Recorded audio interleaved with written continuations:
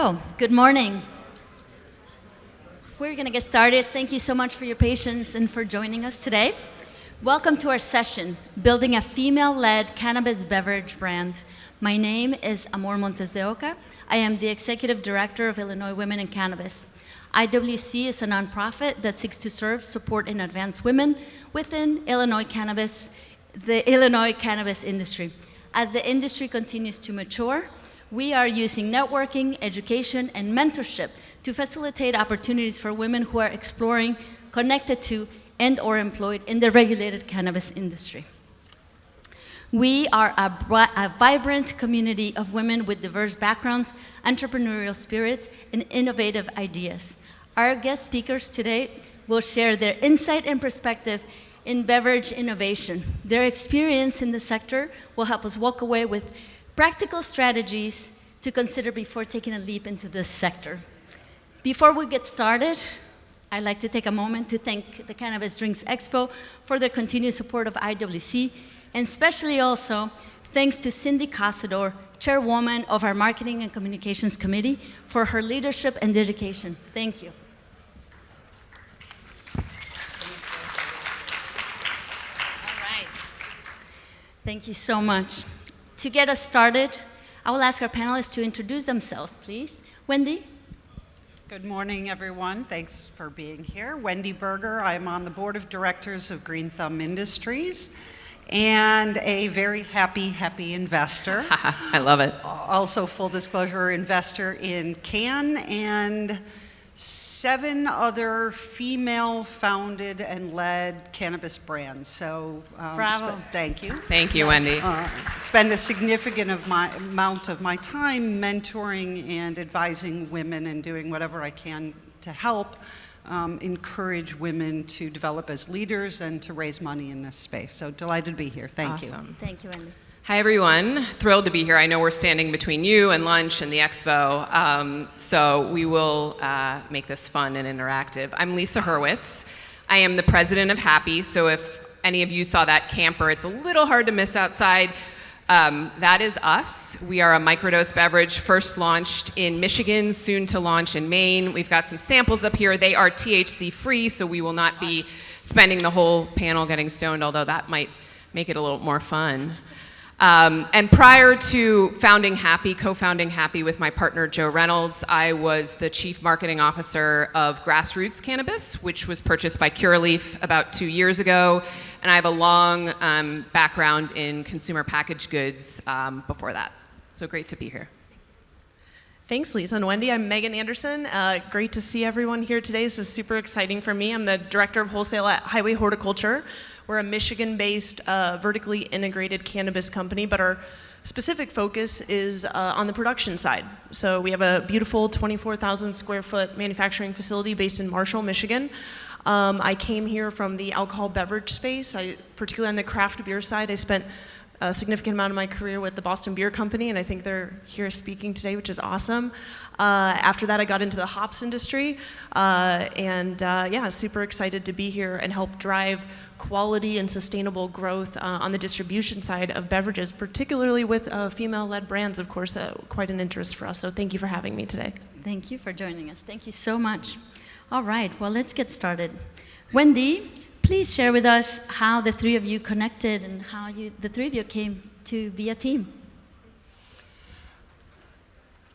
Great question. As much as I knew this question ahead of time, I really have spent a significant amount of time and think it's really important for all of us to focus on developing female brands. And for me, this was the intersection of several things that I love. And one is that for many, many years, probably about 14 years, my favorite way to consume is cannabis-infused beverages. And in the very early days, this was like, think Snapple with some weed added. The first beverage I know was the Venice Cookie Company in California did basically Snapple with weed. And I thought, this is so great, but this does not taste great. And I loved the effect. And I think so many of us are used to having a can or some kind of beverage in our hand at all times that it seemed to me to be really natural. And when I first accidentally came across Can a couple years ago, the minute I tried it, I reached out to Luke and Jake and ended up investing. And along came Lisa Hurwitz, who, rock star background, had a very strong leadership position at a direct and fierce competitor of Green Thumb, but I had tremendous respect for Lisa. Looked at what she was starting along with Joe, and then most importantly, or secondarily, I tasted the product, and that was the hook for me. So it really is about, for me, microdosed beverages, strong female lead, focus on women, and a great tasting beverage with a great effect. And just to add, Wendy is being incredibly humble, but she has done so much for women in this industry. And I got connected with Wendy last summer as she was putting together the Roth Capital Conference. And that was really kind of our first interaction. And for those of you that don't know, Wendy ran kind of like almost a Shark Tank-like, I hate that expression, but that is what it was, where different female founders were pitching hundreds of investors in an online format. You had 15 minutes to get it across and to see if funding would come in. And it was really the first time I had ever seen a platform just for female-founded brands in the cannabis space. And it still gives me chills to talk about this because we're in 2022, this was 2021. And the fact that there aren't enough opportunities for female founders or female-led brands is in a new category like cannabis. I mean, shame on us, right? So Wendy has been a huge champion of mine, of Happy, of female-led brands in this space, and I think we need to continue to do more of that. And then Megan, is one of the most amazing women from the beer industry and the hops industry, and came into cannabis. Oh gosh, has it only been earlier this year? And we met in the Michigan market because once again, there weren't enough people in the Michigan market that really understood a microdose beverage for women. And what we were trying to say, we would walk into dispensaries early on in the days of Happy and they would say, well, 2.5 milligrams is never gonna sell. We heard Can say that earlier. Or why would anybody buy this? The price per THC just doesn't add up. You can get a concentrate or an eighth or whatever. And that's not our consumer. And Megan was one of the first people in the Michigan market from a wholesale perspective and a retail perspective that truly understood the Happy consumer. And so I felt really grateful. Well, I'm grateful for that because I think it recognized that there's that translation between Alc Bev, and one of the things I would note just really quickly is the fact that the mentorship exists and the collaboration exists. To see that translate over, that we are very focused on building the synergies, I think as Heidi alluded to earlier, that's critical to getting where we want to go. So I'm grateful for that opportunity. Before we go on Amor, I think another thing to point out based on what Lisa just said, is on a what I call buzz for your buck basis, the 2.5 milligram drink is still a really good value. And whether it's 2.5 or 5, if I compare it to a glass of wine, which is what we mostly compare it to for women, or some kind of seltzer, buzz for your buck, the value is truly there. And so I think we have a lot of education to do. Well, and one other thing that mystifies me is in the alcohol industry, people don't walk in and look at a can of beer or a seltzer and say, well, am I getting, what's the alcohol percentage? And do the price calculate? I've always found that fascinating, why that still exists to such an extent in the cannabis space, yet in other ancillary categories, and we've talked today a lot about alcohol, that math isn't happening. You buy based on flavor. Maybe it's your favorite beer producer or your favorite winery, and you buy for taste and you buy for effect. You love that bottle of wine. So I am really hoping we can change that. I'm hoping Beverage is the form factor that changes that, because I think that's a very antiquated way to look at the cannabis industry. But that's why I think having great competitors next to each other on a shelf lifts the entire category. Absolutely. That's great. Thank you so much. Lisa, I'd like to hear from you. Tell us about your brand. How does it stand out in a rapidly growing industry? What does it do differently? Yes, that's a great question, Amor. We heard a lot about women on the previous panel, and I agree with everything that was said. Happy is squarely a female-targeted brand. We appeal to everyone, men included, non-binary, everybody. But in marketing, and I learned this early on in my CPG career, you have to have a design target. if you design for everybody, then you really design in many ways for nobody. And I've seen a lot of cannabis brands fall into that trap. And so Happy from the outset, and I give Joe, my partner, a ton of credit for this, he had this vision, and so did I, for this brand that really would appeal to women. So I think we're one of the few beverage brands out there, one other was mentioned today, that really has that female consumer in mind. And why is that important? Well, we design everything with her in mind. And I think one of the most important pieces is product development. So most of the infused beverage companies today are going after alcohol replacement, and we heard that over and over again. But you just saw the data, which said that stress relief, and what wasn't on there, I'm shocked about, was sleep, in which that is still a huge percentage, 50% or more, even in adult use states. People consume cannabis for wellness or medicinal purposes, even recreational cannabis. And yet all the beverage companies are going, into this alcohol replacement space. And with our female consumer in mind, Happy has a two-pronged strategy. We have the social occasions, which are really important for our business, but then we have the solo occasions. And the solo occasions are much more in that, what the group before us was calling subtractive space, right? That anxiety relief, that calm, or sleep. You will see us come out this fall with a sleep beverage. And to my knowledge, there are not many, I think I can think of one off the top of my head on the market.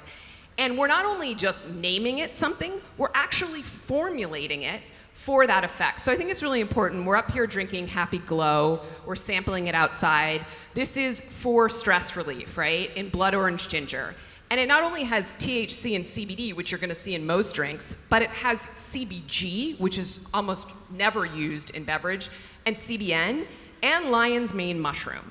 And I think that's really important. So this is veering much more in the wellness space. And a huge piece of Happy's strategy, Amor, is to have this more wellness-oriented, again, with that female consumer in mind. We know there's a wide open white space there for that consumer to consume in these solo occasions of, anxiety relief, sleep, that glass of wine after dinner. I mean, the panel before us just literally perfectly set up the data for where we have taken the Happy brand. That's right. No one can sleep and everyone has anxiety. Especially women. Yeah. Wendy, as a serial entrepreneur with expertise of working with rapid growth startups, what do you look for in a company before investing? And you touched on this quite a bit earlier, but I wonder if you can expand more on those qualities. For me, the story matters. I love storytellers, and so the first thing I look for and listen to is the story and the why. And there needs to be a real compelling proposition behind a brand, other than we are all in this amazing, exciting, transformative industry ripe with opportunities. The story within that matters. So I really listen for the stories. It is ultimately, I am writing a check to the people when I am writing a check, so they need to have values that are aligned with my values. It's my money, it's different when, I actually don't approach it any differently when it's institutional money or in my role as board director of Green Thumb, but I'm writing a check to people who are going to execute.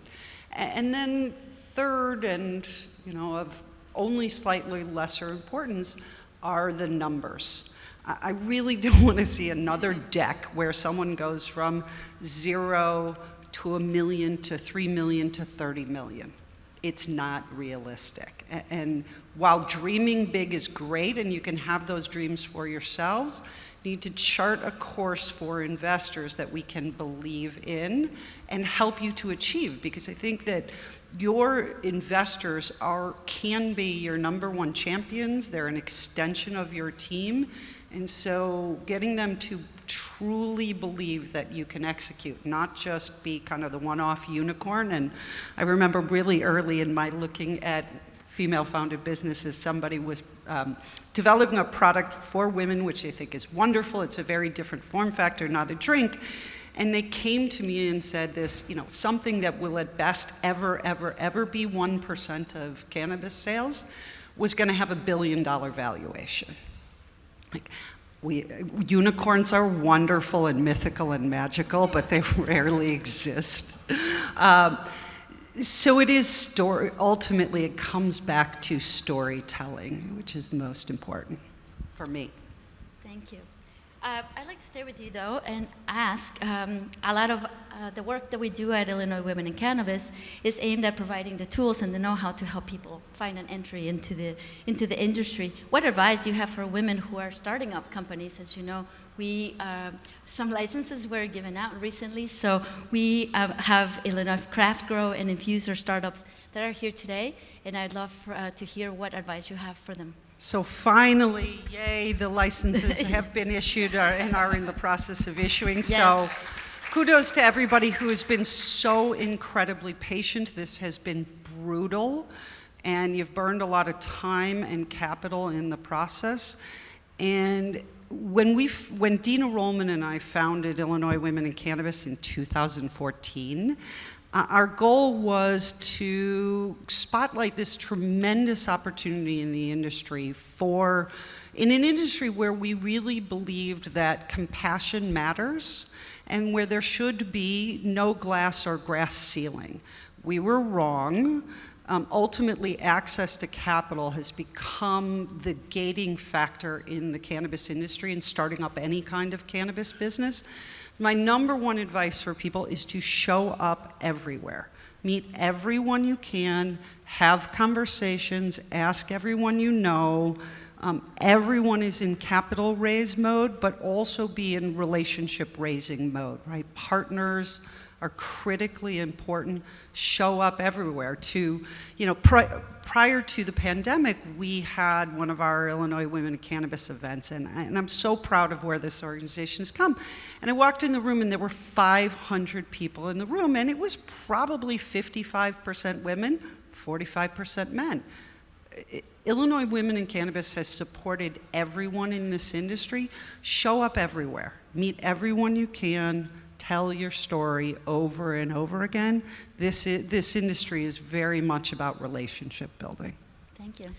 Lisa? Yeah, I think I get asked a lot about, as a founder, what kind of advice would you give? Yes. And just to follow on, Wendy taught me this a year ago, very early on. She said, you're always fundraising. And I think we heard that from Can earlier, and Joe, my partner, says it all the time too.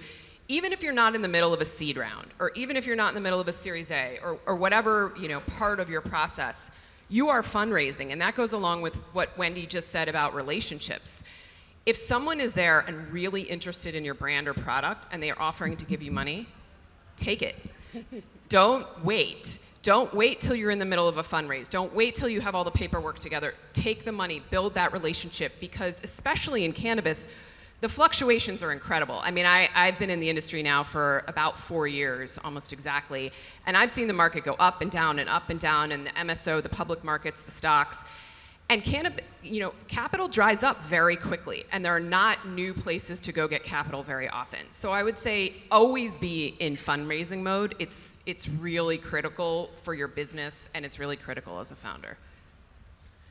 And I would just add a brief comment that because there's so much activity on the fundraising side, it's also about how is that capital deployed locally, right? So when you come into a market, it's engaging your processor, it's engaging your wholesaler. How are they deploying?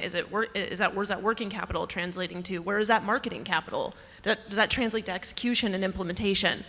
So it doesn't just stop with, I got my product into this processor, now I can go out into the market. It's about brand planning and having that quarterly plan of accomplishments. And that's where I think you can lose sometimes that unicorn focus doesn't always translate down to street level. And that leads to market fluctuation, out of stocks, and then we can't sleep and we're stressed out all the time and we need more happy. So and you need more happy. It's a great Everybody cycle, needs more happy. It's recession proof in that way. But I think everybody can understand that can lead to fluctuations that we can prevent by just working together.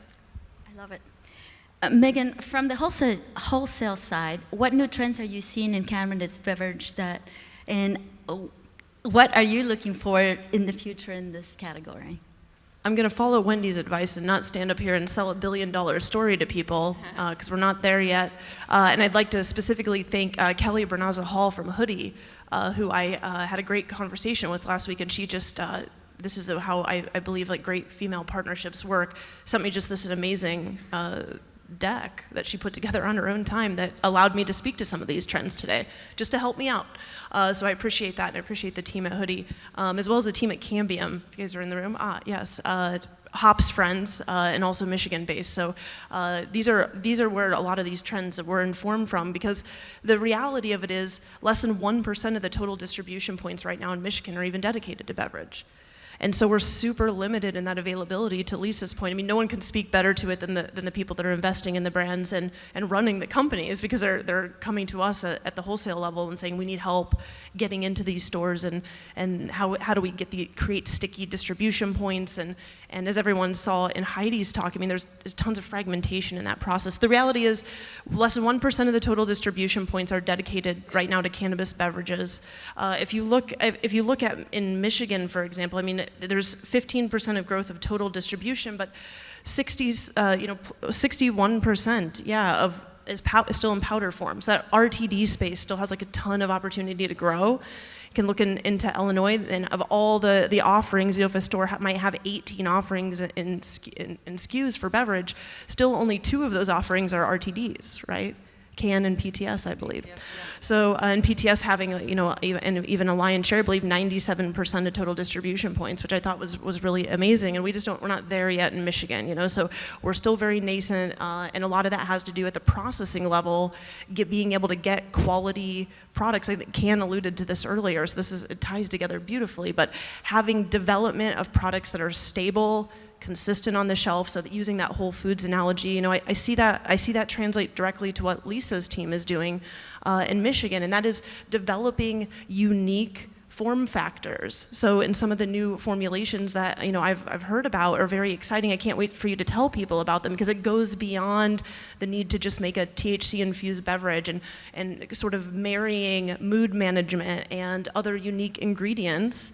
I hope hops is one of those someday, but also other plant medicines that I think can enhance that experience. Therefore, giving the consumer a reason to visit, giving their friends and family a reason to purchase, and then we want to drive that to a repeat purchase. So our job in that, I think, is to help assist in kind of the final point. What are some of the trends? Well, we have to educate.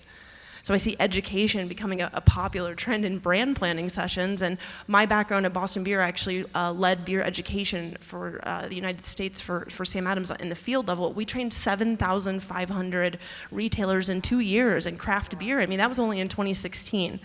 So there's lots of opportunity, I think, still not only on the retailer side, but it's our responsibility to develop healthy, stable products that have good analytical methods and quality ingredients and processes backing them up, but then to educate people how to use them.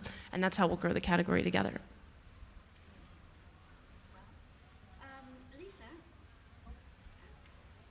Hi. Lisa, in hindsight, at Happy, what would you have done differently? Yeah, I love this question. It's one of my favorites.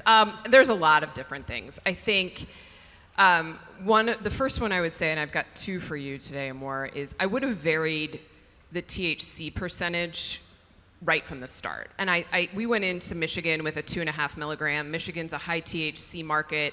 I think we're going to see this in a lot of new adult use states, because the first consumers into the category are the ones that are the most comfortable with cannabis, and they're the ones that like the most THC. And so I don't think we got a great read right out of the gate on kind of the milligram count. And we went out with all 3 flavors being 2.5. I would have gone out, which we're about to do with our main launch, 2.5, 5, and 10. Which to me are all microdose. So I want to be clear. Anything under 10, at Happy, we consider microdose, and I think generally in the category. So I think that would have given us a lot of data on the market and consumer preferences. And again, that Canna Curious consumer has been a little later into the category than we would have liked. So I think Happy definitely can appeal to the more experienced cannabis user. But at that 2.5 milligram, it's a little low. It's a little low for that person. The other thing I would say is, I would look for partners with, and this is a big one, beverage experience first, cannabis experience second. And I didn't think that coming out of an MSO, because I thought, God, cannabis is really difficult to manufacture. These licenses are limited, and they were for a very long time. But the market has shifted, and most cannabis companies who have been producing it for a while don't know beverage. They don't have canning lines set up more often than not. They don't know the nuances. It is not the same as an edible. It is not the same as manufacturing a vape. And yet we have seen, when we partner with people who know beverage a bit more up front, it's a much easier transition to cannabis-infused beverages. Yes, you still have to have a license, you have to have an emulsion partner, but beverage experience first, cannabis experience second, I think has been a big learning for us, and one that really surprised me coming out of the past few years at an MSO where I thought cannabis experience was and licensing was just the most critical.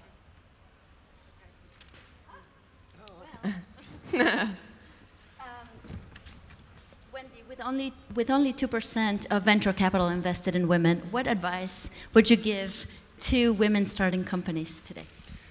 So I'm going to take your question and turn it around a little bit and challenge those of us who know people trying to raise money, and even those trying to raise money, friends of people. When you get a deal book in your email, forward it.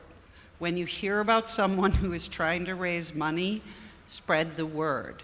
I'm going to generalize here, and I'm taking a risk here, but these are Wendy's views.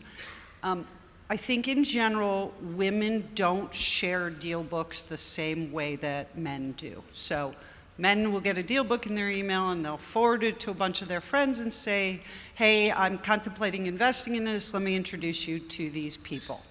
That's it. Women get deal books into our email or however we get them, and we don't forward it to our friends because we think, what if she invests and she loses money, or what if he holds me accountable for this investment? Get over it. We need to stop that. We need to be each other's champions, and this is for everybody raising money. Share the deal book, share the opportunities, recognize that each of us can assess risk on our own.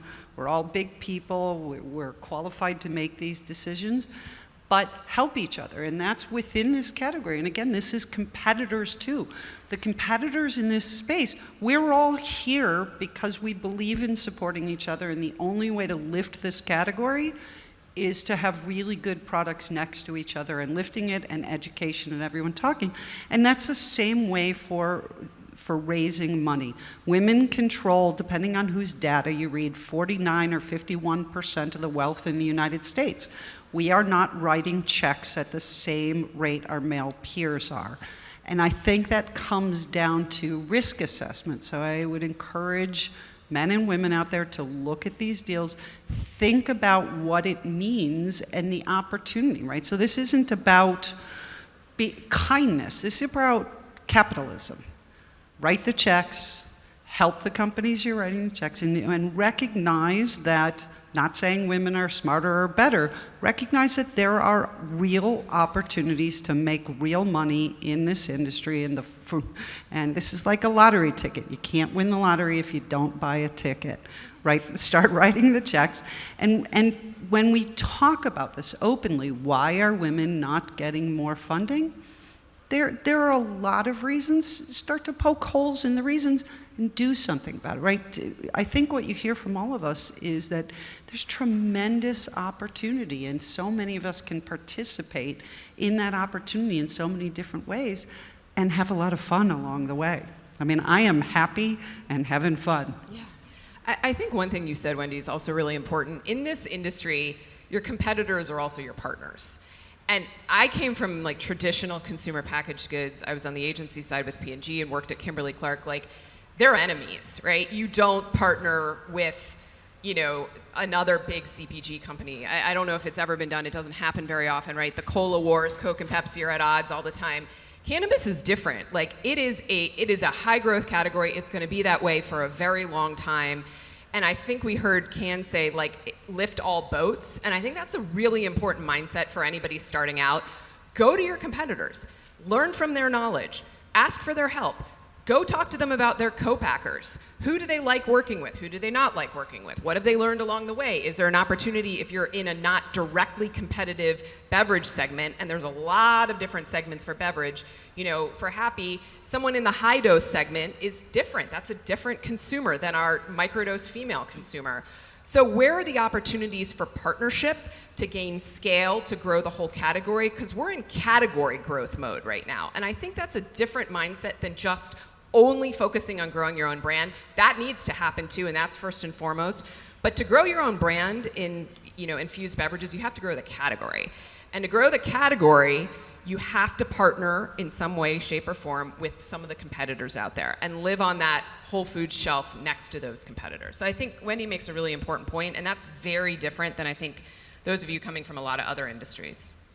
I would just tag on to that and say how does it translate for us from wholesale to retail, and that's about having a strong portfolio where, again, like having great partners comes in and great advice from these two, because at the end of the day, what does it come down to? I mean, once you've raised money and you're ready to deploy it, have you looked at your unit economic model? Are you presenting viable, healthy, sustainable business plans that translate directly to the market? I mean, I sometimes feel like I'm speed dating brands, sometimes during the day, which can be exciting and fun all of its own right, because you learn a lot, but sometimes you don't see that translation to a healthy gross margin, and that's just not sustainable in the long term. So I always encourage everybody to be a student of the business, try to learn where the money goes, and don't forget that marketing and sales overhead are a part of that unit economic model at the end of the day when you're in a category that has very limited offerings and you're really responsible for help driving that growth. So we can defer some of those costs by having strong portfolios with strong players and then making sure we're all on the same page about how we're going to deploy that and having realistic goals. Yeah, and the secondary benefit of that is, I think everyone knows, because we're all here because we're interested in beverages, we need to raise awareness for this category, and education is important. So if you have a number of beverages, not suggesting collusion, but suggesting opportunities to work together to do educational events where you can have activations, where you can reach more people, when people are trying beverages, I watch, right? There's aha moments for so many of us. We're like, I love sipping something. It gives me that kind of social comfort. Or at night, I always have something next to me as I'm winding down for the evening. If we teach people to take the habits that they have already and extend them into this category, I think we can uplift the entire category. That's fantastic. Before we take questions from the audience, I'd like to ask our panelists for closing thoughts or advice for our audience that we might not have had a chance to touch on. I love this industry. I am a big fan of this plant that has a 5,000-year magical history that we are just beginning to understand all of the things that this plant could do. So I think the opportunity here is tremendous. This is not for the faint of heart. This is a brutal industry. Those of you who have participated in, I should say, any state licensing process or building a brand, it's hard, but it's tremendously rewarding when you hear the stories from patients, customers, consumers, and frankly, for those of us working in the industry. Who knew that you could grow up and work in the pot business? I mean, it's awesome. And back to the mothers, since we've all done it. My mother's favorite way to consume is cannabis-infused beverages. We're thrilled she's consuming. It makes her a lot easier to deal with. And she now makes pottery. So some of you have seen my mother's pottery. We're in a different world now where you can truly build a great career. So I love the opportunities in this business. It's funny we talk about mothers. My mom consumes too. I recently took her on a dispensary tour of Michigan, and we obviously bought Happy along the way and many other edibles, and now she asked me to ship her everything to Maryland, which is a medical state, but she likes the product in Michigan better, and she can't get Happy in Maryland yet, so along the theme of mothers. I think my big advice would be, and we talked a little bit, ask for help. I'm personally very bad at that. This is my first go-around as a founder. I grew up in mostly companies that had infrastructure already in place or were beginning to build that infrastructure. I sometimes am uncomfortable asking for money, as Wendy has talked about. I think that's why women don't get founded. I think I can solve things my own because I've got experience, but you can't. And this industry is really hard. It's really complicated. There are people in every corner that have paved that path before you, and ask them for help. As we just talked about, all boats will rise if we grow this category and this industry. I'm not limiting it just to beverages. I mean, it's the whole cannabis category. Beverages will grow cannabis, and cannabis will grow overall, and that's good. That's good for all of us sitting in this room. But you got to ask for help along the way, or you're not going to get there. And that's been, I think, a really big lesson for me over the past 2 years. Yeah, I mean, I echo what everyone says, except my mom needs to hang out with your moms because she's not there yet. Although she's been a great supporter of my career, you know, tobacco, craft beer, and now weed. So I'm happy that I'm still invited to Thanksgiving, but she's not taking my samples yet. And she has MS, you know, which is the thing that like just really gets me. But she worked in juvenile detention for 20 years, so she seems to have some stigmas. So that when I come back to, you know, education, I'm so grateful that I had a career that allowed me to get into a beverage category, to dive deep into sensory, quality manufacturing processes, to work in the hops industry and help build processing facilities, because I can connect that now to retail execution and education, and that comes down to collaboration, because we're only going to have a limited amount of resources, and we need our brand partners and strong portfolios to help us go knock on those doors so we can start to open those opportunities at retail and expand, because there will be more volatility in the category. Everybody can see that. I mean, Google Michigan cannabis market right now and see what's happening, right? It's frightening for some people, and there'll be a lot of consolidation. There'll be a lot of changes in the product mix and landscape. We saw that in beer. I think at Boston Beer, we likened that to a leaky bucket. There was a big bucket Jim used to put on the screen filled with water, and there were holes in it. And the bucket represented like mass domestic beer, and out of it was coming like seltzers and FMBs and wine, and now there would be a stream for cannabis beverage. So how are we going to do that? We're going to do that through the things that Wendy and Lisa just said, and also by getting our moms on board to try the product, I think. And I'm also a mom, so cannabis has helped me in that way. And yeah, I'm excited for the future. And I think as long as we continue to do this outreach and promote each other as women, especially, because that, if you look at where the success is, multiple companies are up here today saying we're 55% women.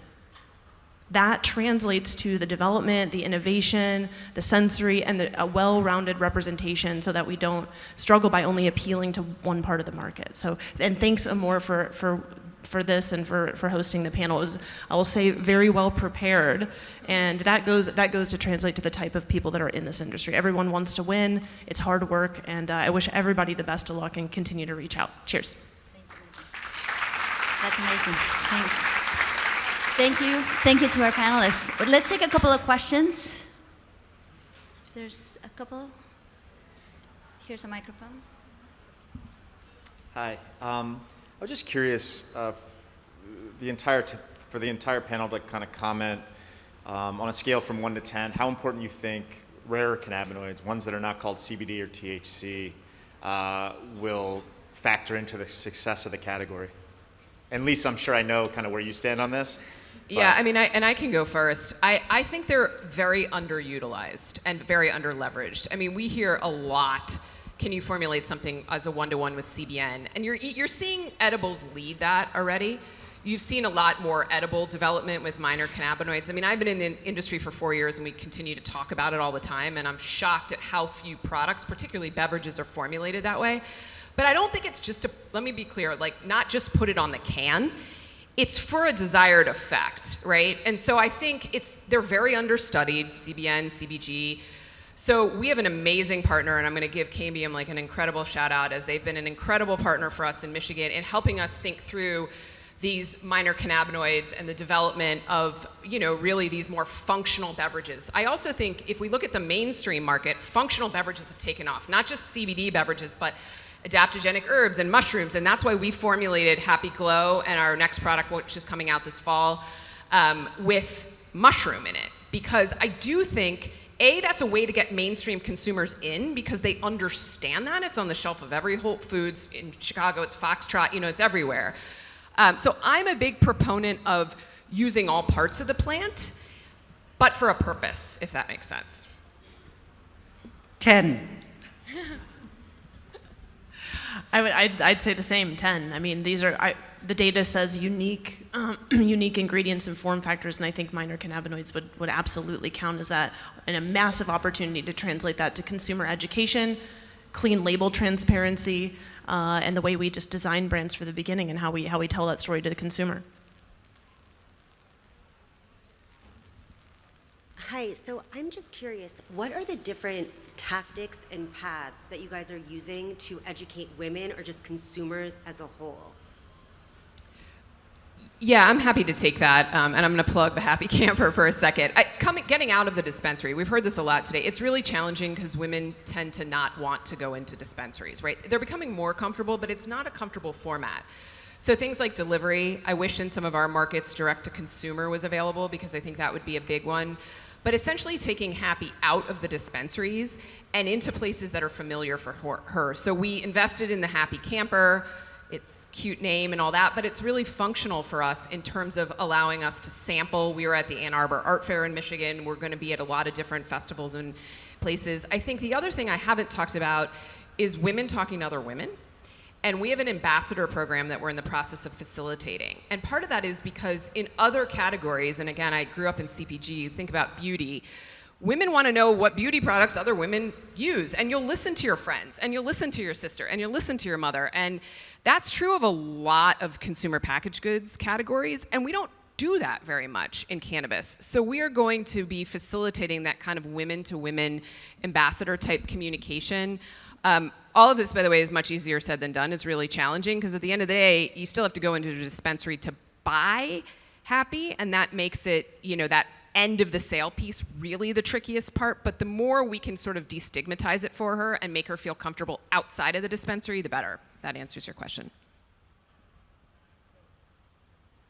Right. Well, thank you so much. I'd like to ask everyone to join me in thanking our panelists for sharing their insight and perspective with us today.